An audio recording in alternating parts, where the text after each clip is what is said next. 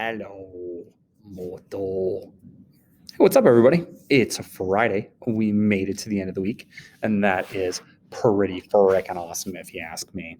So we made it through 1 week of the first quarter, and today is Friday, January 22nd. This is in case you missed American history. And if you missed class today, hey, that's okay. I hope that you are doing well and you are okay and that everything is good where you are. And I hope everybody around you is healthy and happy and all those good things. And if you're going outside today, wear a jacket. It is cold today. At least it was when I walked outside this morning. I don't know about right now. But man, I don't know. I suppose it's January in Wisconsin. What do we expect? So, here's the deal for today. I'm going to run you through everything that we did, give you some reminders, and send you on your merry way to have a great weekend. But if you have any questions as things go on, please make sure you email me or chat me, and we'll get things taken care of for you. So some reminders. First of all, that assignments, Progressive Sweep the Nation, is due tonight by midnight. So if you haven't got that done, make sure you work on that and get that submitted to me. And that I have those office hours from 1 to 1:30 today. The link is in your class rules and expectations. Otherwise, you could just chat me with any questions you might have.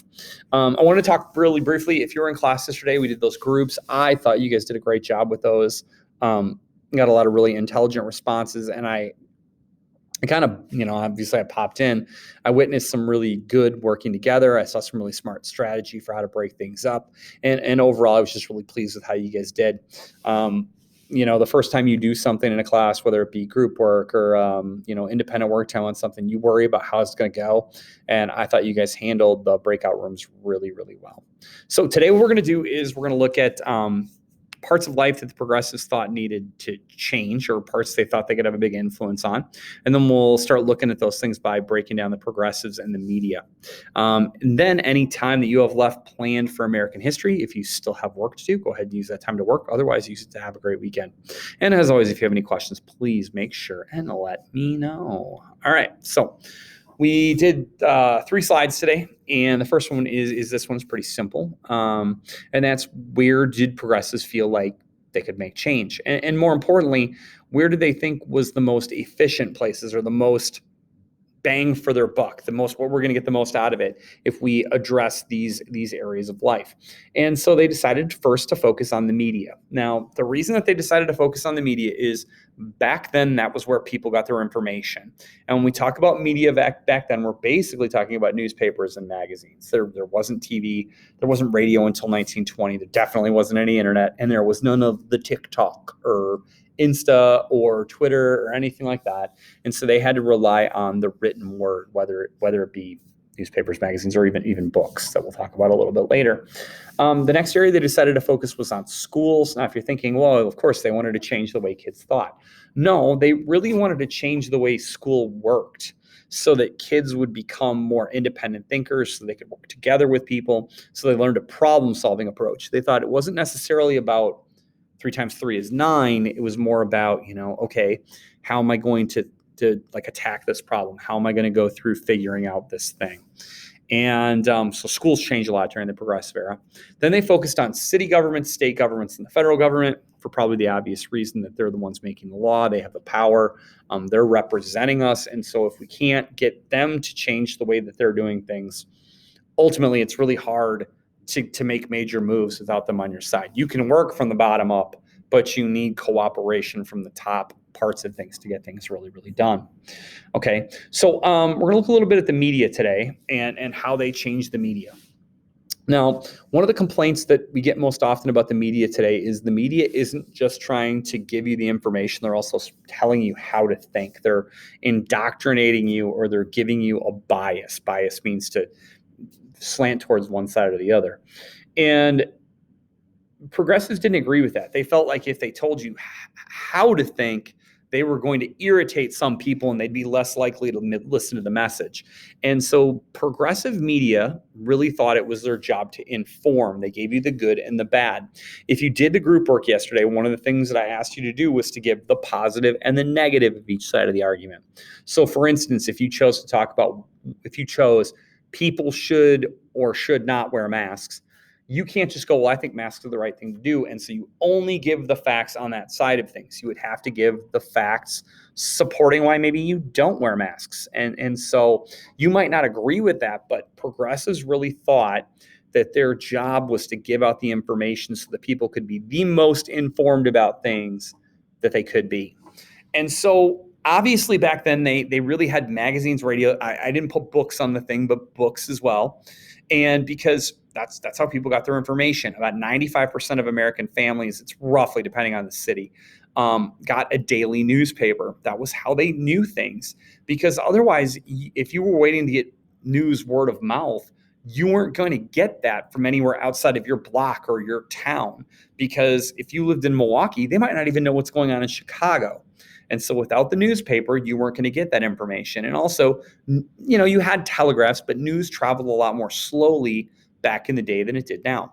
By 1920, which is actually after the progressive era, radio starts to take hold. By 1920 was the first network broadcast, and they start to use radio. But they didn't have the fast, lightning, quick communication sources that we had today.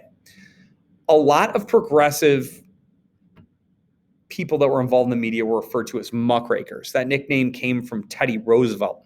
Now, muck is, if you're not familiar with the term, muck is like really wet, messy mud, dirt. Okay. And so Teddy Roosevelt called these people muckrakers because he said they were digging up the dirt on what was really going on. Now, Teddy Roosevelt didn't always take that as a very positive thing, but these muckrakers felt that people needed to know what was going on behind the scenes, not just what the principal wanted to tell you about the school, but how people felt, what was actually going on, were the custodians really cleaning things, were the teachers really teaching, what's really in Salisbury steak, not just Marshall High School is a great place to be, it's a great place to learn, we're going to make you comfortable, there's no problems here. So the way muckrakers did things is they really kind of went behind the scenes. They interviewed people who worked at the places, but like regular workers. And ultimately what their big goal was to get themselves behind the scenes. And so they would take jobs working at the places they were investigating. Now, they wouldn't walk up and say, hey, I'm writing an article about your business and I want to know all the things. They would just apply for a job, and then through working their regular job, they would get access that you might not get through an interview. Like, for instance, if you wanted to know about school lunches, you could interview the head of the kitchens. You could interview Jane Killian, who's the head of our high school kitchen, or you could apply for a job. You could work in the kitchen and you could see what the quality of the food is, how it's prepared, how long does it sit out, does it get brought back out a third time or a fourth time, what happens to a carton of milk that lays on a table but doesn't get opened. And so muckrakers really were kind of investigative reporting at its finest. We still have people that do this. We get behind the scenes, looked at things. We get hidden camera shows. I always tell a story about, I watched a show on True TV once that was people had hidden cameras in the restaurants or in the kitchens of restaurants, and we're seeing what chefs and honestly, just at fast food restaurants, I don't call those people chefs, but the workers were doing with the food, licking their hands, picking things up off the ground, spitting in things. And so we get a lot of those things. I wouldn't call shows like Undercover Boss and things like that muckraking, because I feel like you have to be an idiot to not realize. I don't know. There's something about those shows that seems fake to me. But in the case of a muckraker, no one really knew what you were doing. They thought you were just there to work. Okay. Now, the last slide is about some famous muckrakers. Now, you've got these people. You can take a screenshot of them, make me happy. But I'm really going to only spend some time on two of them. Ida Tarbell was a woman who was a muckraker, and that was considered to be pretty groundbreaking at that time for women to be involved in journalism. Not that there hadn't been people before. Nellie Bly wrote about mental health institutions and things. But Ida Tarbell, as a muckraker, really did some important things. She did investigations of businesses. She worked for Standard Oil, Rockefeller's oil company, and other places. And she was able to really gain easy access to important information because she was female. In 1900 or so, if you were a female and you were working in like an office part of a business, you were probably a secretary. And that meant you had access to documents. Oftentimes men didn't type, and so they would call women in and go, take a letter, and they would dictate or say what they wanted a person to type. And so Ida Tarbell would know everything. She was behind the scenes. She filed the papers. She handed the checks to be signed. She typed the documents as people told her all the stuff. And then she would write these articles about what really happens. It's the brief history of Standard Oil, or the truth about this. Okay, it would be like if you really wanted to know the dirt about the teachers, the principal, and the students.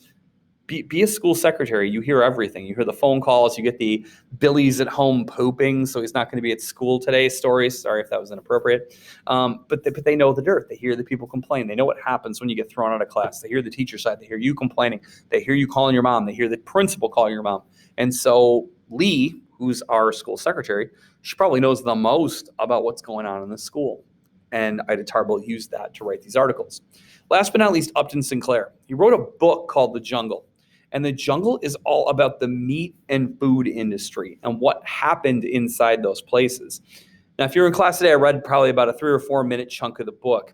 But to summarize things, if you worked in a meatpacking factory, you realized, and Upton Sinclair did for a little while, you realized that they weren't exactly doing the things that we do today, that meat was contaminated with human blood and human skin. And if there was a big vat of lunch meat being mixed up and a person fell into it, if they didn't notice, that person was going out into the world as bologna or hot dog meat or whatever. And obviously, once people read The Jungle, they go, whoa, whoa, whoa, pump the brakes. I ate bologna the other day. You mean some dude could have been in there? Yeah, it could have been. You mean rats fell into the vat? You mean the guy that was cutting my steak only had part of a thumb because he's cut it so many times and blood all over everything? Ugh. Well, the president of the United States read that book. And because of that, and we'll talk about this later in the unit, changes happen. Okay, so these muckrakers really do the job of making sure that people know what's going on with the food that they eat behind the scenes in cities. They know what's being done with race in different parts of the country. They know what's going on at the businesses whose products they buy. And they really kind of give you the tell-all behind the scenes. So that's really it for today. Reminder that assignment is due today. And on Monday, I'll get you guys some information about the STAR testing so that we know the whens, the whys, and the hows. And otherwise, if you have other questions, please let me know. Reach out and ask. And if not, have a great weekend. And I will, I guess, see you on Monday. All right. Bye-bye.